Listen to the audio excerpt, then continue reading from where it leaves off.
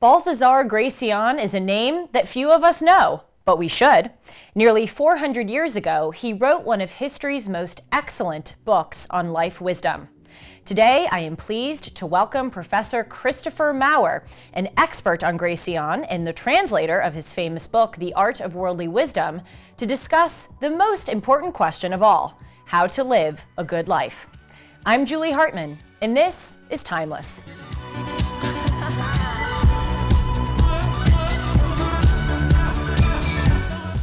Hey everyone, welcome to Timeless. I hope that you're having a great week. Just a reminder to hit the subscribe button down below so that you can stay notified every time I post a Julie Noted news video or a Timeless episode. And also be sure to follow me on Instagram and Twitter at Julie R. Hartman. One of the great things, but also one of the confusing things about the modern age is that we have access to a profound amount of resources, just a wide variety of wisdom. You can Google search asking for life advice and you will get thousands and thousands of responses. But not all of that advice is good advice. Take it from me. I am 23 years old. I seek a lot of life advice at this point in my life, and you can get a lot of conflicting and sometimes not so great messages thrown at you. So what I like to do is go back into the past and reach for the wisdom of some people who came before us in a time when I think people paid a lot more attention to actually giving good, virtuous instruction. One of those thinkers that I have encountered is Balthazar Gracian, and I was fortunate enough to stumble upon Christopher Maurer's translation of Balthazar Gracian's The Art of Worldly Wisdom. It took me a few times to read it in full. It is a book that is really just overflowing with great advice, but sometimes you need to read it in chunks. But I can say that I am a better, wiser, more principled person after reading it. So I'm so thrilled to welcome Christopher Maurer today. He is a professor of Spanish and the chair of Romance Studies at Boston University. He is an author, as well as an editor and translator. In addition to The Art of Worldly Wisdom, his translated books include Spanish poet Garcia Lorca's Deep Song and Other Prose, In Search of Duende, and A Season in Granada, as well as a collection of letters between Lorca and Salvador Dali. Professor Maurer also wrote a biography of an American painter and writer, Walter Inglis Anderson. Well, hello, Professor Maurer. Welcome to Timeless. Hi, it's just great to be here. I always love talking about Gracian. Thank you for the introduction. Well, thank you very much for translating this book. As I said, it is one of my favorites and has helped me in many ways. And I view it as my responsibility to shout it out to the audience because I think all of us would benefit hugely from reading it. So to start, could you please give us a synopsis of who Balthazar Gracian was and how you became interested in him? I became interested when I was an undergraduate at Columbia. Balthazar Gracian was a Jesuit priest in the 17th century, a very worldly Jesuit priest. He hung out in salons in his native Zaragoza and collected. He cultivated his own taste. He had a very wealthy patron who had collected antiquities, and Gracian would latch onto that because for Gracian, one of the things he most values is taste, good taste. He values prudence, he values intellect, he values good taste, and he feasted upon the collection of this patron of his. The Jesuits themselves were probably more shrewd than Gracian. They kept meticulous records of the priests, and we have the records they kept about Gracian. They said that he was a cross and a burden to his superiors. He was a choleric individual. He was easily angered, and they rated him as having parvum ingenium, or very little on the intellectual side. So you can imagine what a world he moved in. So a very gifted editor at Doubleday called me one day, and she said, I've been reading Gracian, and he's been done into these thee and thou translations that make him sound like a saying, it reads like the Bible, like the King James Bible. Could we do something more modern? And could we translate for, say, businessmen? And I just love this idea of putting a Spanish author out there into the mainstream for people, for people on Wall Street, New York businessmen mostly. I think Harriet Rubin was the editor and had that group in mind. And surprisingly, it became a bestseller. It was what people in publishing refer to scornfully as a minor bestseller. I used to pick up the New York Times and I would see Baltasar Gracian up there with, I looked this up, he was the other bestsellers in the nonfiction list were How to Satisfy a Woman Every Time, The Juice Man's Power of Juicing, More Wealth Without Risk. So people must have found this advice valuable. Yes. I'd like to tell the audience a bit about the structure of the book. So there are about 300 aphorisms, and then there's a commentary on each of those. And I'd like to read a few. And spoiler alert to the audience and also to Professor Maurer, I'm going to ask Professor Maurer what his favorites are, or what he thinks are the most important. But here's a few. These are some of my favorites. Never contend with a man who has nothing to lose. Super wise. We could just stop there and talk about that, but I'll read a few more and then we'll go back to the discussion. A beautiful woman should break her mirror early. The best skill at cards is knowing when to discard. Friendship multiplies the good in life and divides the evil. Be first the master of yourself and keep the extent of your abilities unknown. So we see that his life advice ranges from just about everything: romance, business, friendship, other kinds of interpersonal relations. And I really love that about the scope of the book. Is there something else that you would like to tell the audience about the structure? And were there other books in this time that had that similar way of conveying life advice? There's a huge wealth and depth in Spain of proverbs. This is like a popular art form, and Gracian brings this to perfection. And I think your description of the organization is right on. My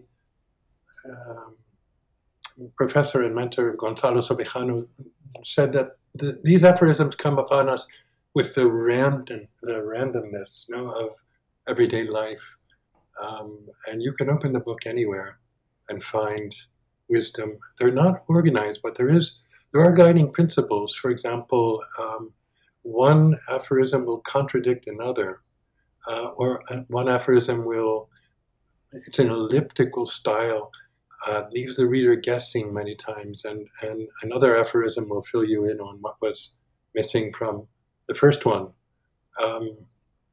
And the fascinating thing for me is that Gracian looked at life as a text to be read. So when we say they come upon us like in random order, like life itself does, they're meant to be read that way carefully. If you're a good reader, he thinks you're a good liver. and not in the sense of a good drinker. If you're a good reader, you're also a good reader of life. You're a good reader of other people. You can discern their intentions. If you're the actor, you can hide your own intentions, just as an author does, just as he does. So, the randomness is it's in the nature of an anthology. Anthology meaning like the flowers that you gather from different books, and in this case, he gathered these aphorisms, these crystals of wisdom. He gathered them from other books of his, um, and from and made this perfect compendium. I like that the aphorisms may seem sort of random, but such is life. And when you encounter each one, you see that it is immensely relevant to you, no matter what random subject it pertains to. You know, so I read this book a few years ago, and since then, I read Niccolo Machiavelli's The Prince. For Yes. those who haven't seen my timeless episode on Machiavelli, I highly encourage you all to check it out. Sean, what is it called? Is it Machiavelli 101? It's something along those lines. Just type in Julie Hartman Timeless Machiavelli. I talked about The Prince.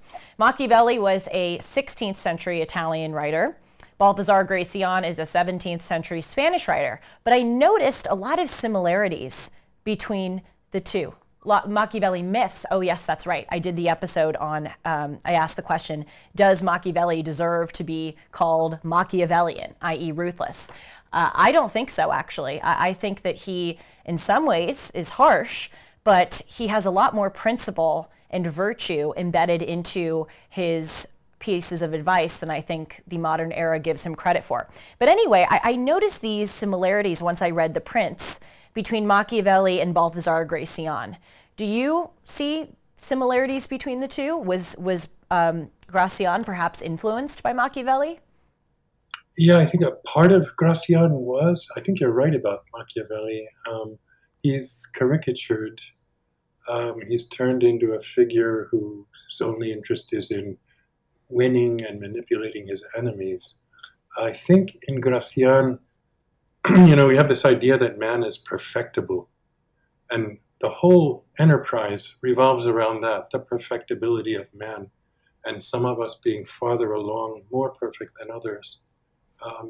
But in the last aphorism, I think Gracian says, "Be a saint," right? His ultimate goal is goodness, right?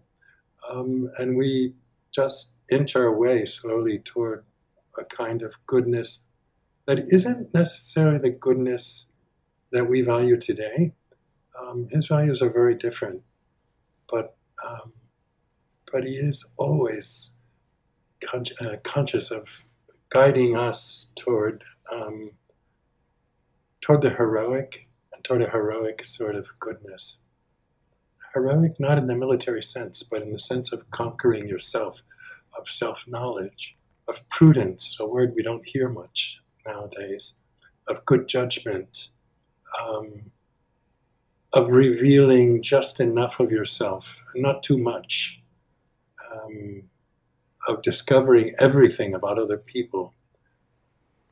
It's very dense stuff, very, very intense enterprise. You mentioned the mirror and breaking the mirror, and Gracian comes from that tradition of creating a mirror you can look into, a verbal mirror. You look into it and you see how far you've fallen short of his ideal, but you also get help in reaching it. So there are many mirrors for princes. There are mirrors of all kinds in the 17th century and the 16th century. And Gracian made a number of mirrors. He said about one of his books, I melted down I combined pieces from other mirrors into this one for you. And how great I want you to be. I'll make you into a hero, he promises, rashly, imprudently. Mm. I love that one, I have to say. It's one of my favorites. Not that I can relate to it, but I have seen in my life that a beautiful woman should indeed break her mirror early. So I asked you about, the potential influence that Machiavelli may have made on Gracian. That's interesting that there might have been some. But let's just talk about his life overall. I mean, at the beginning of the episode, you said that he was a Jesuit. He taught in colleges. I'd like to add from the biography I read of him, he was also the chaplain to the Spanish army at the siege of Lleida. You'll probably correct me on that pronunciation. Yeah. So clearly, he's had some life experience. Do you think do you think that he was unique for his time in the kind of life experience that he had, in that life experience gave him his wisdom, or do you think he was born with this enlightenment, if you will? I think he has far less life experience than other writers of his age. He was, after all, a priest. He made a few visits to the court, right? He met, I believe, Felipe IV. He was in the army. He was hailed by the soldiers as El Padre de la Victoria. But I would say, and also in the Jesuits' eyes, they said he has little experience. They made a point of saying that. They said experientia rerum mediocris, of mediocre knowledge of world affairs, of things. He was able to abstract. He had a great mind, and was able to abstract from less experience than others had. Mm. Well, that goes along with one of his aphorisms. He says, 2 kinds of people are good at foreseeing danger: those who have learned at their own expense, and the clever people who learn a great deal at the expense of others. So he learned from watching others. I think that's absolutely on the mark, yeah. I think he did. He also, remember, after writing these books without authorization from the Jesuits and signing them with the name of his brother, he was exiled. Like Machiavelli. To a little town. So that reduced his life experience still further. Mm. It's really miraculous.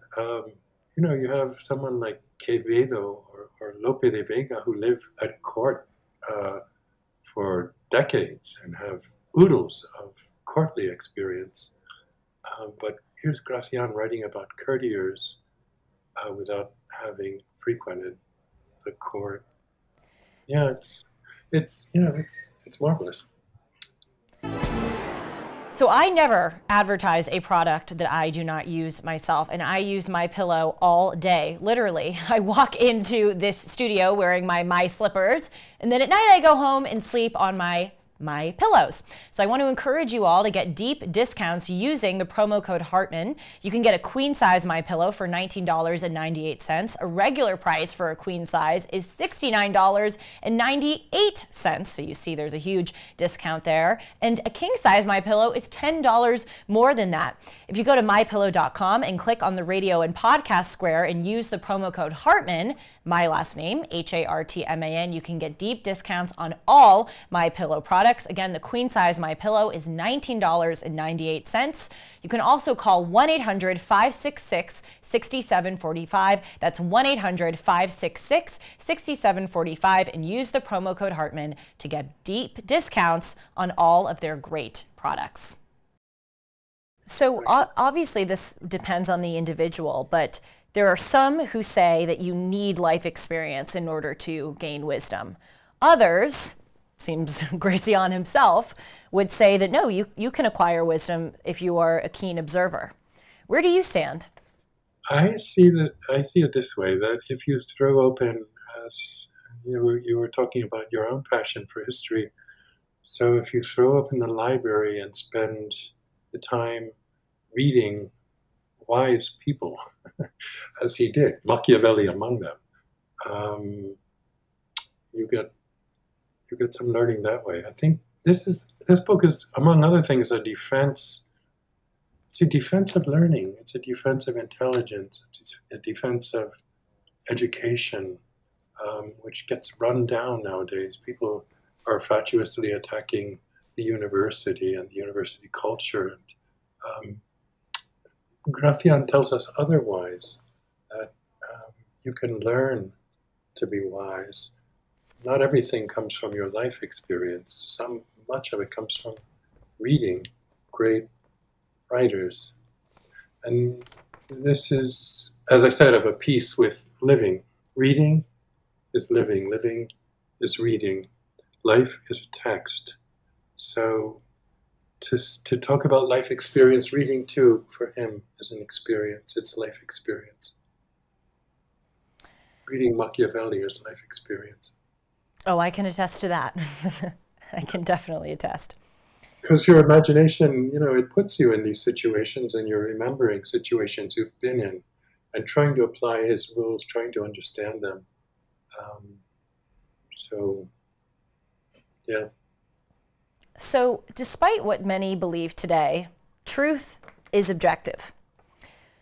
Do you believe that wisdom is objective?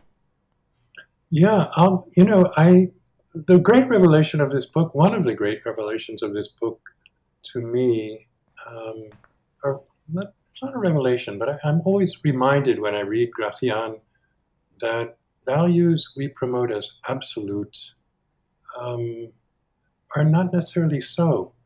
They are often situational, right? I'm not talking about relative values. I'm talking about values that apply in certain situations. For example, transparency. Transparency is spoken about as though it were an absolute value, or sincerity. Gracian thinks that there are times to be transparent, there are times not to be.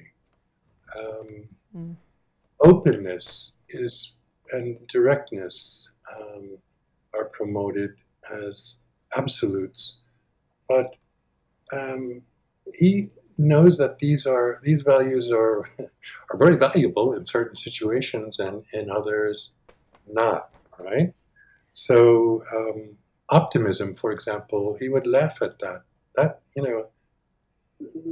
we often think of that as something extremely valuable, and it can be in certain situations, but you don't want to be an optimist. If you're Gracian, you don't believe in optimism. You believe in disillusionment, not in illusions and dreams, but in seeing life clearly and rejecting false values. So truth, yes, that's an absolute value for him, for sure. But other things that we call values were not for him. I think a supreme value for him would be prudence, wisdom. It's funny also the secular nature of this book. That's always fascinated me too. One of the ones that I love most comes from a Spanish proverb which says, "A Dios rogando y con el mazo dando." And that means, yes, pray to God, but meanwhile, hammer away, make an effort on your own. So he says, use divine means as though there were no human ones, and human means as though there were no divine ones. A great master gave us that rule. That master was St. Ignatius of Loyola. And it needs no comment. It's the only aphorism in the book without a comment. So he's telling you, pray, but work.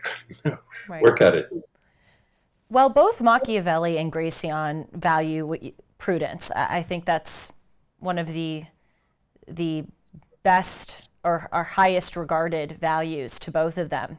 I'd like to point out what I think is a difference between Machiavelli and Gracian, and I'd be very eager to hear your thoughts. Interestingly, and this may shock people, from my judgment, Machiavelli cares a bit more about pursuing virtue and standing to your principles than Gracian might. That doesn't mean that Gracian doesn't think that you should stand to your principles, but the way that The Prince by Machiavelli is positioned is that Machiavelli starts with a virtue, and he says sometimes you need to subvert that virtue in order to get that virtue. Allow me to provide an example. He talks about mercy and cruelty, and he'll say, it's a good thing to be merciful, but sometimes you have to be a bit cruel in order to afford the greatest amount of mercy. And he talks about the way that the Florentines ruined a certain city because they were too kind, sounds a little familiar, to criminals, and they allowed the city to run rampant. So in the name of kindness, they allowed for cruelty. And so what Machiavelli is saying, if you really care about kindness,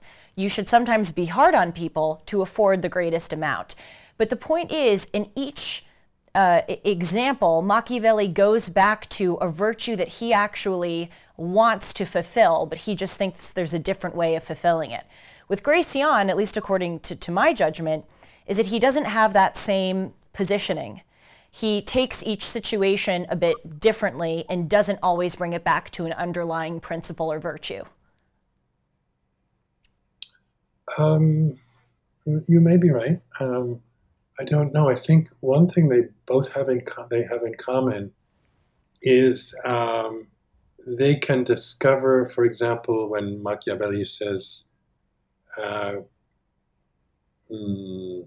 well, the one you've just quoted about mercy and cruelty, or mercy and lack of mercy, he's creating truth out of paradox. I think they both like antithesis, paradox, and right. When they knot two things together, they're very sure that a truth is going to emerge. They can strike fire from that. And I think Gracian is, of course, indebted to Machiavelli. That sounds very much like Gracian.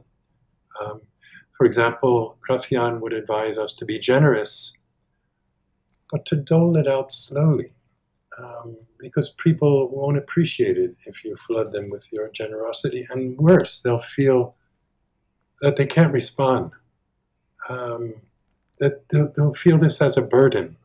They have to repay you all this generosity. So Gracian, and that's a little like what the aphorism you just described from Machiavelli, or the situation you just described from Machiavelli. So by giving less, you do more, right? So what is your favorite aphorism by Gracian? And perhaps you'll have the same answer, but what is an aphorism that you think it would behoove all of us in modern America to know? Well, I've got so many of them. I guess my all-time favorite is the one about brevity, and that because he is brief. And remind me what he says about that. Yeah, so the one about brevity says, the good, if brief, twice good. The bad, less bad. True. So people should remember this, right? And I try to be brief in many situations. How about don't defend the wrong side out of stubbornness just because you got there just because your opponent happened to get there first. Don't defend the wrong side of a question, right? Out of stubbornness, just because your opponent happened to get there first, and choose the best. You'll go into battle already defeated. You'll go down in disgrace. Bad is no match for good. It was cunning of your opponent to anticipate the best, and it would be stupid of you to defend the worst. If your opponent is a fool, his foolishness will make him change course, switch sides, and worsen his position. To expel him from the best, embrace it yourself. It often happens that, someone else gets there first. We criticize. That's another of my favorites. Another one that I love is, and when I think about retirement, I think of don't wait to be a setting sun. And he says the sun itself retires behind a cloud so that we can't see it fall. I like that. My mom has a saying, leave while the party is roaring. Yeah, that's it. It reminded me of that. A setting sun often. Keep changing your way of doing things. Vary your methods. This will confuse people, especially your rivals, and awaken their curiosity and attention. If you always act on your first intention, others will foresee it and thwart it. It's easy to kill the bird that flies in a straight line. That's another of my favorites. How about yours? I love, of course, I didn't write this one down, but oh, here, I actually did. Friendship multiplies the good in life and divides the evil. Yeah, I like that a lot. I it also, is. Very strong believer in friendship. One of the aphorisms says, saber ladearse, know what people to put on each side of you, know what people should flank you, and make them wiser than yourself so that you can always learn. He also says, in terms of friendship, share your misfortunes. First, he tells us, there's a good example of contradictory aphorisms. First, he tells us, don't associate with unlucky people. Um, and, then he tells us, share your misfortunes. So he teaches you how to defend yourself against this, but share your misfortunes. They'll be made much later. Um, well, I think, find each person's handle, find each person's weak point. That's the art of moving people's wills involves more skill than determination. You've got to know how to get inside the other person. Each will has its own special object of delight. Everyone idolizes something, someone to be well thought of. Others idolize profit. Most people idolize pleasure. The trick is to identify which idol sets someone in motion. It's like having the key to someone else's desires. Go for the prime mover, which isn't always something lofty and important. Size up someone's character and then touch on his weak point. Tempt him with his particular pleasure, and you'll checkmate his will. So some of these are rather brutal, but that's another one that I've thought about. We all have our. He also tells us, on the other hand, don't fall in love with your own defects. oh, A yes, narcissist it's a great is a one. fool, and so many people are in love with their own defects. All of us are. Each of those, I mean, so I read this aphorism at the beginning of the episode, be first the master of yourself. I feel like all of the other aphorisms go from that one. Because even what you just said, don't fall in love with your own defects. Each of his, like, each of Gracian, his aphorisms kind of poke at something in you that you might know is a little wrong or that you may not be doing the best that you can do. And it's Yeah. all about that self-improvement, which is, I think, is so refreshing and certainly different from the cultural diet that we consume today, which essentially says blame everything else but you for your problems, your misfortunes, your grievances, It's etc. true. It's so true.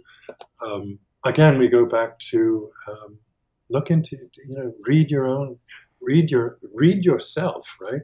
Identify your defect, work on it. Man is perfectible, and we have Gracian sort of whispering into our ear these 300 aphorisms, and in a sometimes gentle way, um, other times not, but they're also helpful. They are mirrors. When I read this book, I just think, wow, pretty far to go. Uh, you know, leave people hungry is another one. Don't reveal. She has this thing about reserve and not revealing too much of yourself. To cultivate a certain mystery. What would that have to do with goodness? What do you think, to close, what do you think is Yeah, the best time in life to read this book? anytime. You know what? People give this book as a graduation present. That's what I was And thinking. I think it's a perfect graduation present. I think it it's a might have good been given wedding to me gift. as a graduation present. Yeah,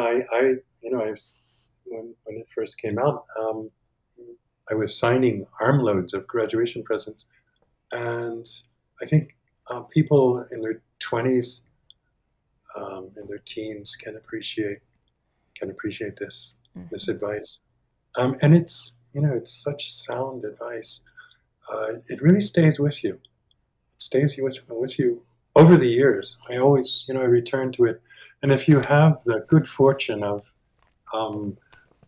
knowing someone who's also read Gracian, fun. This is gold, because you're referring back and forth to different aphorisms in different situations. And I had a colleague, a very good colleague here at Boston University, who knew Gracian, and Gracian was a third party at many of our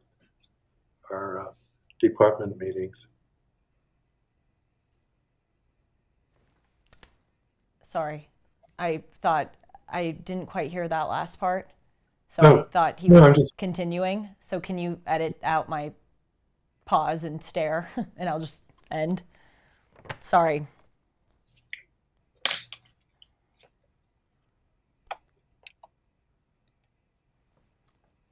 Well, thank you very much for coming onto the show. And as I said at the beginning, thank you for writing this book. And on a final note, because this show is called Timeless, I think there really is something timeless about the wisdom that he conveys.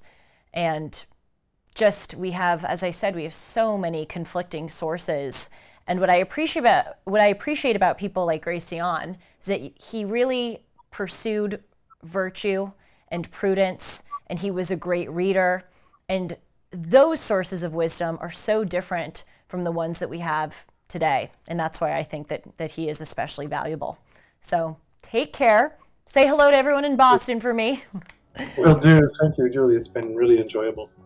And thank you all so much for joining me. Reminder to hit the subscribe button down below so that you don't miss an episode. And I will see you all soon. Take care.